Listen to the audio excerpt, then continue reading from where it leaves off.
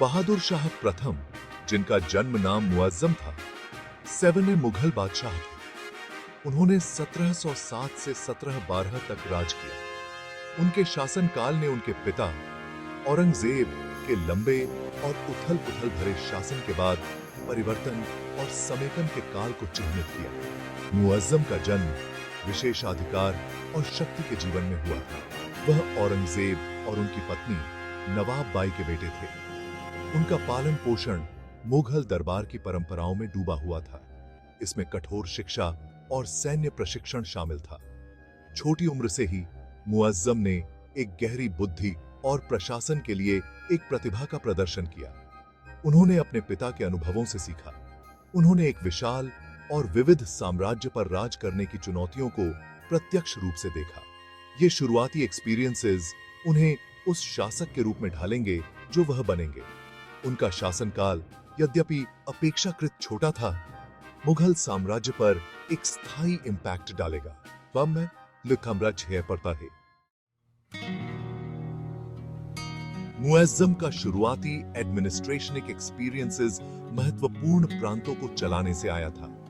औरंगजेब ने अपने बेटे की एबिलिटियों को पहचाना और उसे महत्वपूर्ण पद सौंपे।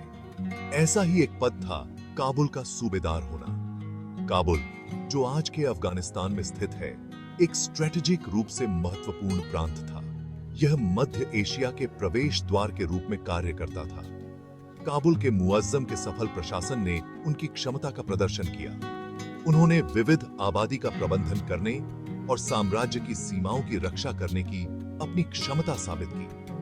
काबुल में अपने समय के दौरान मुअज्जम ने सैन्य रणनीति और कूटनीति में बहुमूल्य अंतर्दृष्टि प्राप्त की। उन्होंने शक्तिशाली स्थानीय नेताओं के साथ संबंध भी विकसित किए। बाद में जब वह मुगल सिंहासन पर बैठे तो यह एक्सपीरियंसेस अमूल्य साबित होगा। काबुल में उनके समय ने एक सक्षम और न्यायप्रिय शासक के रूप में उनकी प्रतिष्ठा को और मजबूत किया। इससे उन्हें अपनी प्रजा का सम्मान और अपने पिता का विश्वास हासिल हुआ।